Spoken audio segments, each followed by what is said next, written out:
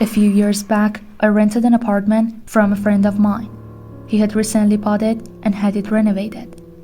He put it up for sale but couldn't find a buyer, so I offered to rent it in the meantime. After moving in, I realized there was something wrong with the lady next door. She was about 35, but looked much older. She would sit up all night, listening to the radio shows and talking loudly to someone. It got to the point where I couldn't sleep, so I went over and asked her to keep it down. She opened her door, and I got a quick peek inside. Her walls all had crosses painted on them in different colors, and words like angels scribbled everywhere. The windows were painted black, letting no light in at all.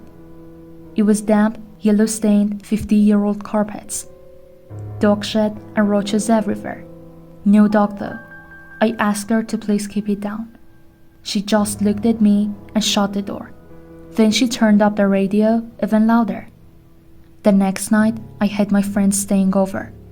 I wake up in the middle of the night and see a shadow of a person next to the bed looking at us. The shadow starts talking. It's my neighbor, and she's holding something in her hand. She broke in during the night, and who knows how long she stood there.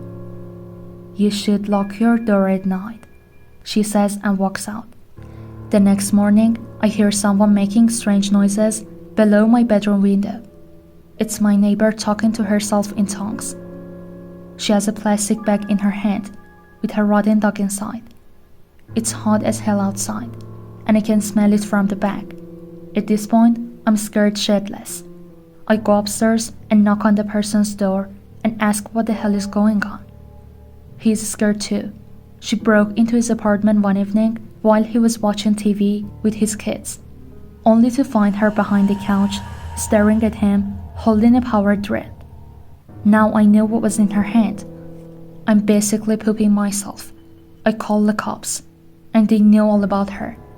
Apparently, she's psychic, and she hasn't taken her meds, but they can't force her or enter her apartment without her permission, because she owns it. The only thing they can do is get her when she goes outside. I sit up for the next 2 days waiting for her to run out of cigarettes. When I hear her at 2 a.m. to go across the road, I call the cops. They have 2 cars and special van over in less than 2 minutes. I threw her in the van and drive off to some institution. It's like she was never there. I never see her again. Still have nightmares about her.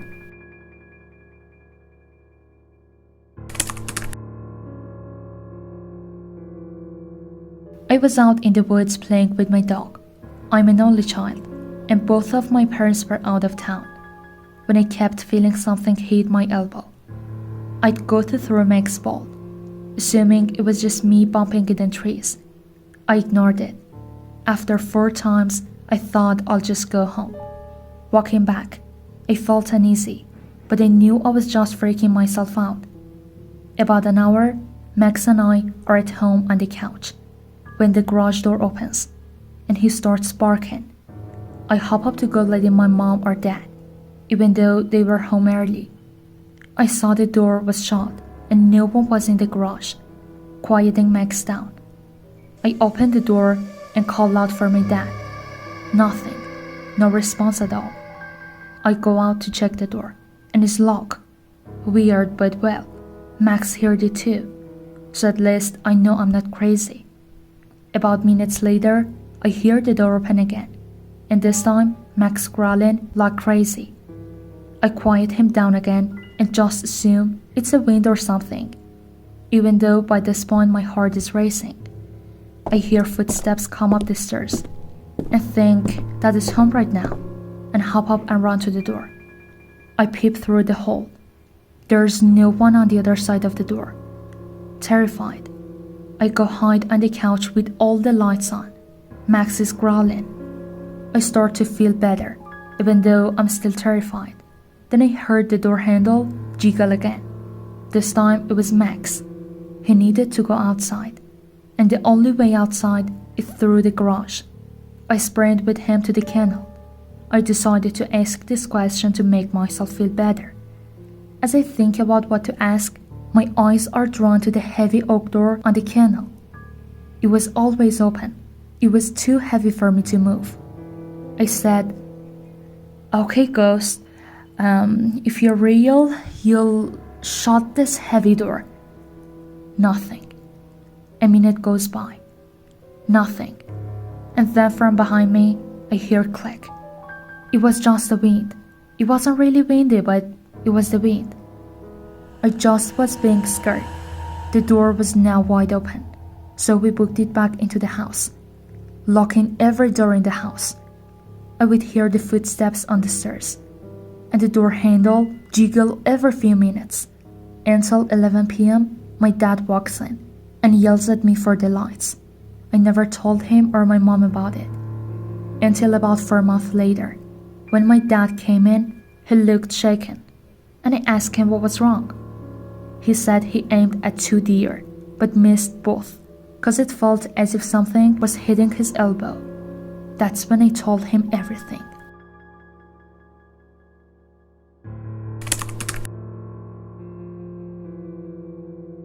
There's a single set of stairs that lead up to it. Once on the landing, it's a T-shape with an office to the left, my bedroom to the right, and straight ahead is a bathroom with a shower. Anyway, one night, I'm taking a shower before I head to sleep. The glass panels on my shower are that like convex glass that blur everything. So everything was blurred and unclear. I glanced at the door, and I see some kind of hand-like figure. Now, it was pitch black. So right there, it freaked me out. What freaked me out more was how the hand seemed to come through the door, or at least an angle where whomever the hand belonged to would be visible. All it did was hit the lights. That's it. No noise, no attack or anything. It just turned off the fucking lights. So there I am, I just witnessed a phantom hand. And now I'm in my shower and it's pitch fucking black. I've never been so chilled to the bone before. Something about being in the darkness of the night just reduced me to the most primal state of pure fear. I get myself to leave the shower and hit the lights. The relief that came over me was immense. I've never been able to explain it. The stairs up to the landing are old and creak like hell, so I would have heard someone come and go down. No one was in my room or the office. Weirder still, nothing like it has happened since.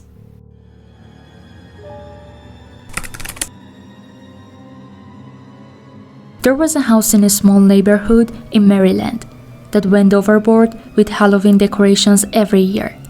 Whenever the crisp fall air rolled in, the entire town would look forward to the unveiling of the new display. But no one ever really talked to the person who did the actual decorating. He was a longer. People only knew him for his Halloween spirit, and his decorations become grander and more lifelike every year. The newest one was a Vlad the Impaler theme. Hyper-realistic, bloodied mannequins were pierced through the wooden stake and left to the crows in a gruesome display. It was the ultimate work of horror, so much so that it caused quite the controversy in the town. While some loved it, many of the local parents wanted it taken down for their children's sake. So a town official made the trip to the house soon after the unveiling to discuss the matter with the man who lived there. She knocked on the front door. No answer. Knocked. Nothing at all. She rang the doorbell. Nothing still. It was then that the official realized there was a putrid smell in the yard, an unusual amount of bongs buzzing around for this time of year. She wandered over to one of the mannequins to get a closer look at the incredible craftsmanship. The smell got worse. She gagged and had to put her hand over her mouth. Her eyes went wide. The official put her trembling finger up to the doll and felt the soft, smooth, cold touch of human skin. After that, no one was able to locate the man who'd once lived there. Now, it's truly a haunted house.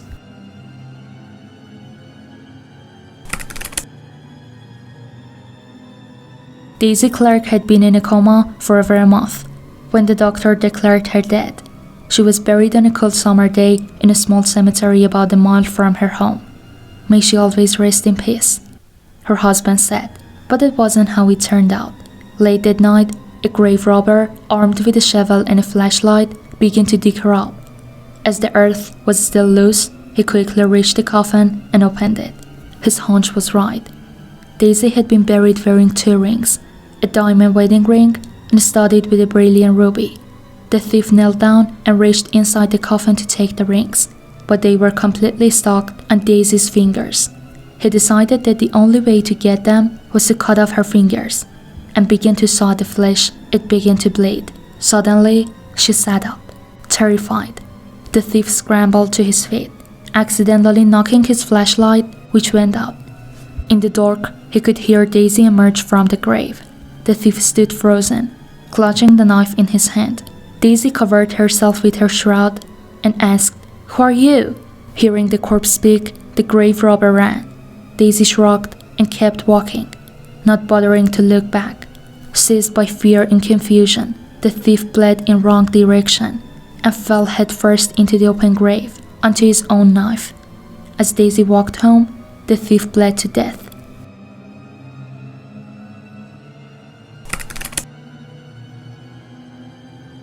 A man named Backwell came to a city on a business trip. He stayed at the large house some friends owned in the outskirts of the city. That night, they had a pleasant evening chatting and reminding the past. But when Backwell went to bed, he began to toss and turn and was unable to sleep. At one point during the night, he heard a car pull into the driveway. He went to the window to see who might be arriving at such a late hour. In the moonlight, he saw a black hearse full of people. The driver looked up at him. When he saw his face, he shuddered. The driver called to him, "There's room for 1 more." He then waited a minute or 2 before driving off. In the morning, Backwell told his friends what had happened before. "You were dreaming," they said. He replied, "But it didn't seem like a dream." After breakfast, he left for town and spent the day in the offices of one of the new high-rise buildings in the city. Late in the afternoon, he was ready to go back into the house and was waiting for the elevator to take him down to the ground floor.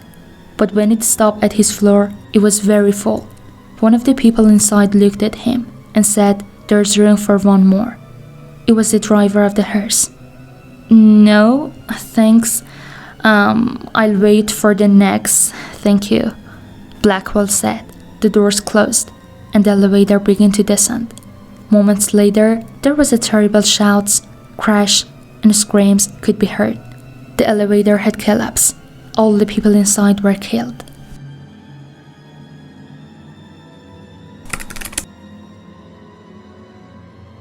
A 7-year-old girl was left with her grandmother in her small apartment while her parents went to the movies.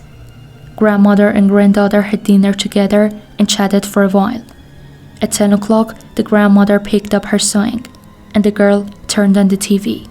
They were sitting companionably together when the grandmother got a terrible thirst and asked her granddaughter to bring her a glass of water. "It's too dark," said the girl. "Don't be scared. Follow the corridor. There's a switch right next to the bathroom door." The girl got up and felt her way along the wall of the corridor, groping for the switch. As she reached the bathroom, she stopped and fell around, only to come into the contact with a bony hand who tried to drag her into the bathroom. The girl managed to pull away and ran, screaming and crying, back to her grandmother. After the incident, the girl needed psychological treatment.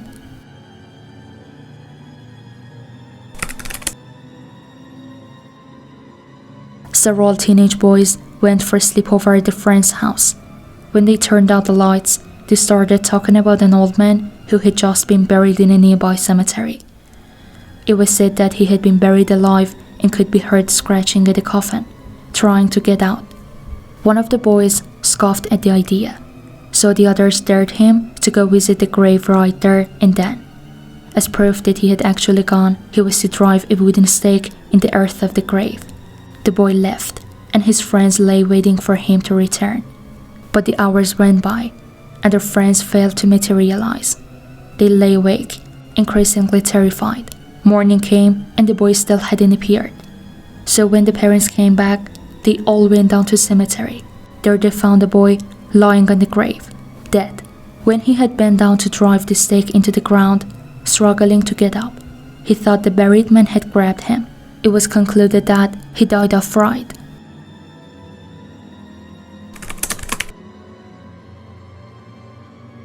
I stumbled upon the old house while driving through the countryside in state of Georgia. It was hidden behind an overgrown hedge, its windows boarded up and the paint on the door peeling away. I couldn't resist the temptation to explore it, so I parked my car and made my way inside. The interior was darker than I anticipated, the only light coming from a small slit in the boarded-up window. As I walked through the rooms, I noticed that the house was abandoned for years, covered in cobwebs and dust. The air was thick with the musty smell of neglect. I made my way to the back of the house, where I found a staircase leading to the second floor. The steps were old and creaky, and I was hesitant to venture up, but my curiosity got the best of me.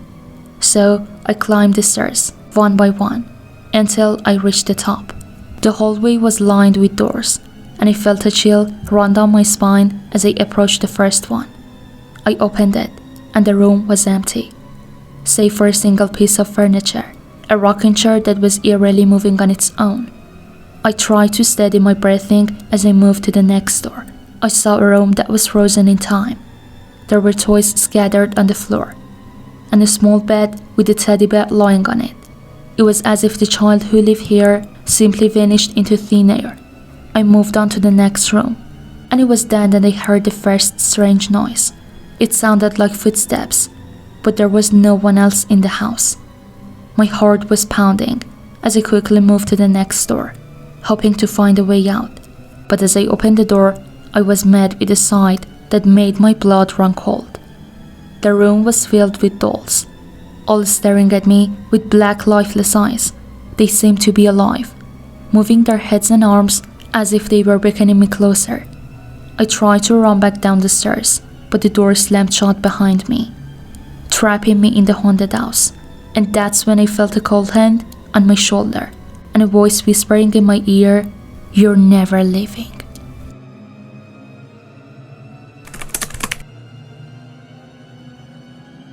I never believed in ghosts until I moved into the old house in state of Georgia. The realtor had warned me that the house had a history, but I brushed it off as just a sales tactic. But as soon as I stepped inside, I could feel that there was something off about the place. At first, it was just things. The creaking of the floorboards at night, the flickering of the lights, and the occasional feeling of being watched.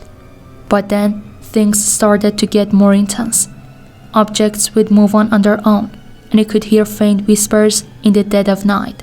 I tried to ignore it all, telling myself that it was just my imagination playing tricks on me. But then, one night, I woke up to find a figure standing at the end of my bed.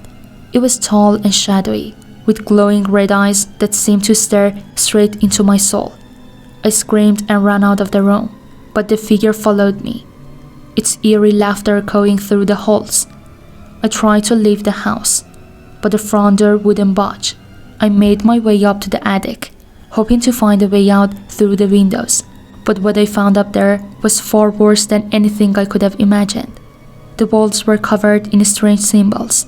As I tried to make sense of it all, I heard a voice whispering in my ear, telling me to join them. I turned around to find a group of ghostly figures surrounding me. I knew then that there was no way out. The house had claimed me, and I was doomed to spend eternity trapped within its walls. And as I felt their cold, bony hands closing in around me, I knew I wasn't alone. The old house on Chariot Street had claimed many victims before, and it would continue to do so for as long as it stood.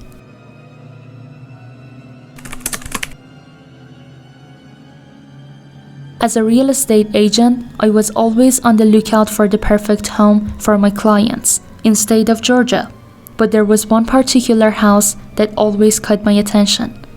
An old abandoned mansion on the outskirts of town. It had been on the market for years, but no one ever seemed interested in. One day, I decided to take a closer look. As I approached the front door, I couldn't help and feel a sense of unease. The paint was peeling, and the windows were boarded up, and the lawn was overgrown with weeds, but something about the house drew me in. As I walked through the foyer, I felt a chill run down my spine. The air was musty and stale. The only sound was the creaking of the floorboards beneath my feet. I made my way through the rooms, each one seemingly emptier than the last. But as I entered the master bedroom, I felt a sudden change in the atmosphere. The room was still empty, but it felt as though someone or something was watching me. I turned to leave, but the door wouldn't budge. I tried to push it open with all my strength, but it was as though I was pushing against a solid wall. I heard a faint whisper. At first, I couldn't make out the words, but as the voice grew louder, I realized it was coming from the walls, and it was talking to me. I tried to run, but the hallway seemed to stretch on endlessly. The walls were closing in on me. I could hear screams coming from the other rooms, but it was powerless to help. Just as I thought it was the end, the house released me from its grasp. I stumbled out onto the front lawn, gasping for air. As I looked back at the mansion, it seemed to shrink and wither away before my eyes. I never went back to that house again. I could still feel its presence in my dreams. I could hear the walls begging me to come back.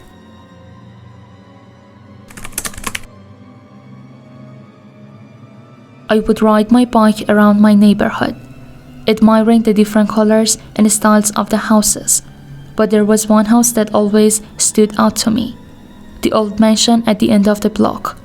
It was a beautiful structure, but something about it gave me chills every time I passed by. One summer day, I was walking home when I noticed something strange about the mansion. The windows were all boarded up, and the once green lawn was now an overgrown mess. I couldn't help but feel a creepy vibe coming from the house.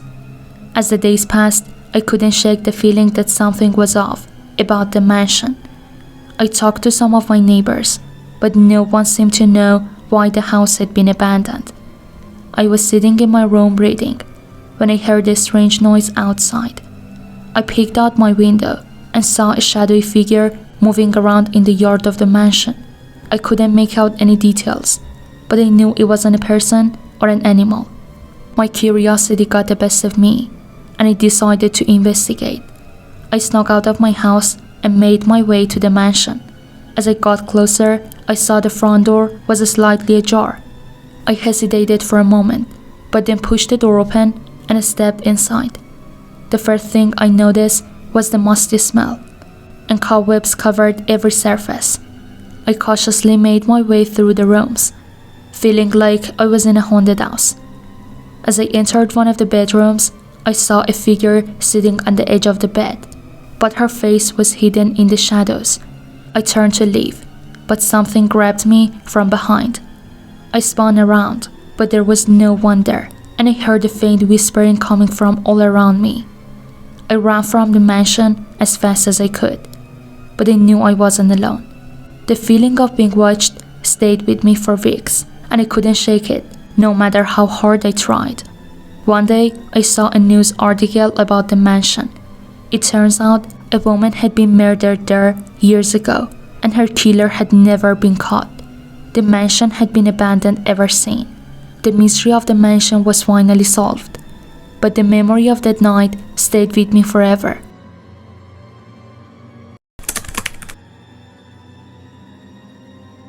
I still remember the day I first encountered the supernatural. I was just a teenager then, living with my family in a small town in the middle of nowhere. It was a quiet and peaceful place where nothing ever happened. That's until one night. It was a stormy night, and I was alone in my room, scrolling through my phone. Suddenly, the lights flickered and went out. I sat there in the darkness, listening to the sound of rain hitting against my window. That's when I saw it. A shadowy figure appeared before me, standing at the foot of my bed. It was tall and dark, with glowing red eyes. I froze in terror, unable to move or speak. The figure just stood there, watching me, staring at me. Then, without warning, it vanished into thin air. The lights flickered back on, and everything returned to normal. I couldn't believe what I had just witnessed. I tried to convince myself that it was just my imagination, but deep down, I knew it was real. From that day on, everything started happening around me. Everything would move on their own. Doors would creak open in the middle of the night, and I would hear strange whispers in my ear when no one else was around. I couldn't take it anymore. I can't find that in my best friend, who suggested we seek out of the help of a local psychic. I was skeptical at first, but desperate for answers. The psychic, an elderly woman named Madame Zara, listened to my story and nodded knowingly. She explained that I had a gift, the ability to see and communicate with the spirits of the dead. At first, I was terrified.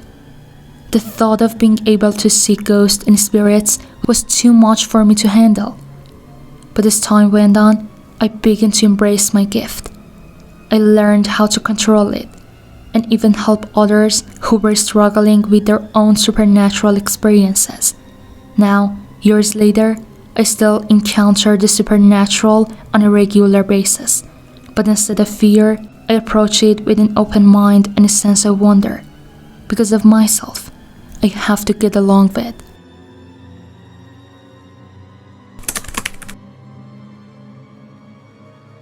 She had been searching for the perfect home for months, but nothing seemed to fit her budget or her taste.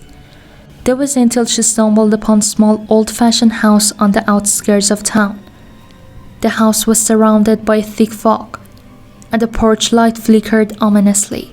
But despite her reservation, she stepped out of the car and approached the front door.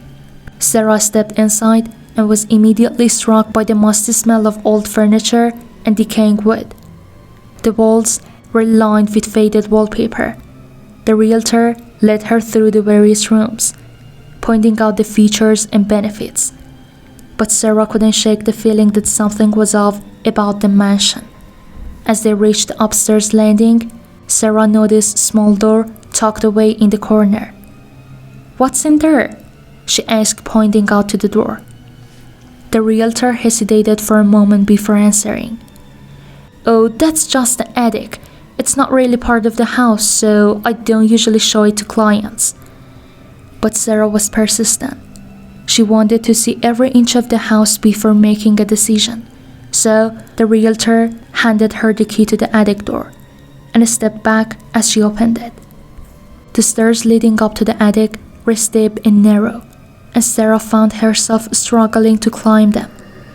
The attic was filled with old furniture, a presence lurking in the shadows, watching her every move.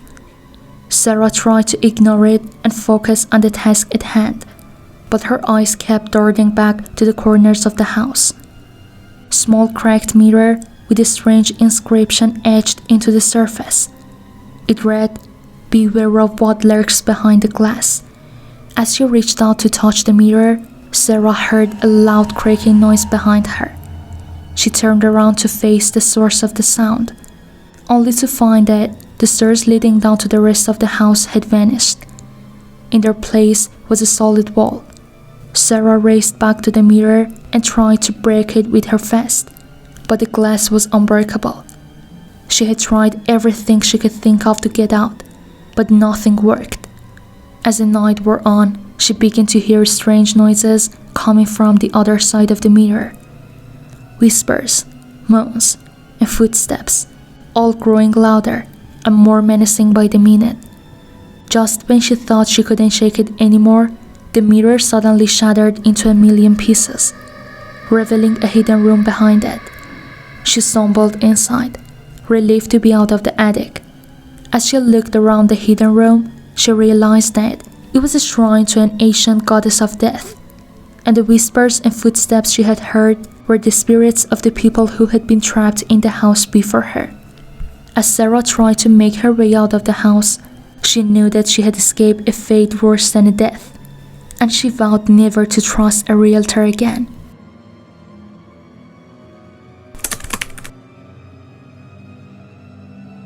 I never believed in the supernatural until I moved into my new apartment. It was a place with a lot of character. But as soon as I moved in, things started happening. At first, it was just small things. I would hear footsteps in the hallway when I knew I was the only one home. Everything would move on their own, and I would find them in different places. But I brushed it off, thinking it was just my imagination playing tricks on me. One night, I woke up to the sound of whispers in my ear. I sat up in bed, heart racing, but there was no one there.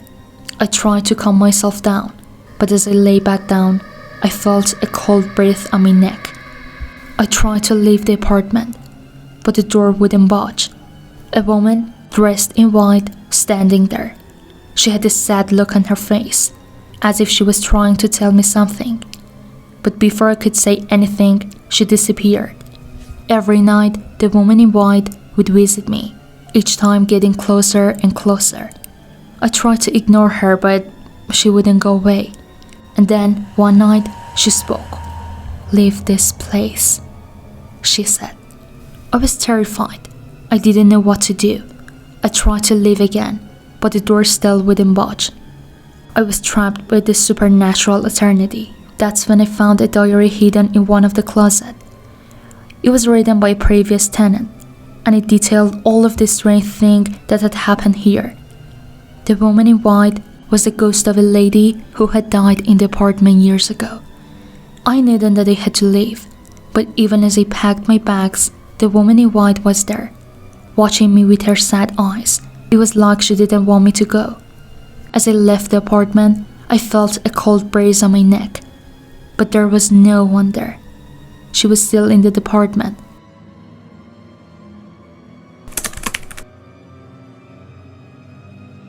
I've always been fascinated with houses. The way they are designed, how they reflect the personality of the people who live in them, and the secrets they hold within their walls. So, when I saw the abandoned mansion on the outskirts of town, I knew I had to explore it. As I made my way through the overgrown garden and up the creaky front steps, I couldn't help but feel a sense of unease. The front door was slightly ajar, and the darkness inside became me forward. I hesitated for a moment, then pushed the door open and entered the foyer. The air was musty, and the floorboards creaked under my feet as I made my way into the living room. The room was dimly lit, but I could make out the faded wallpaper and ornate furniture. I felt a chill run down my spine as I heard a faint whisper. There was no one there. I shook it off and continued my exploration. As I reached the second floor, I found myself in a small room with a single window. I felt a sudden cold breeze on my neck and turned around to see a figure in the corner of the room. Her face was twisted in a grimace of pain. She began to moan, and I could hear a chorus of other voices joining in. I screamed. The door had locked behind me. The voices grew louder, and the walls began to close in on me. Just when I thought all was lost, I saw a glimmer of light. A small window in the corner of the room had opened. I ran towards it, squeezing through the narrow opening just as the walls closed in completely. I fell to the ground outside. I knew that I stumbled upon something that should have remained hidden. That house, with its dark secrets, was not meant for the living.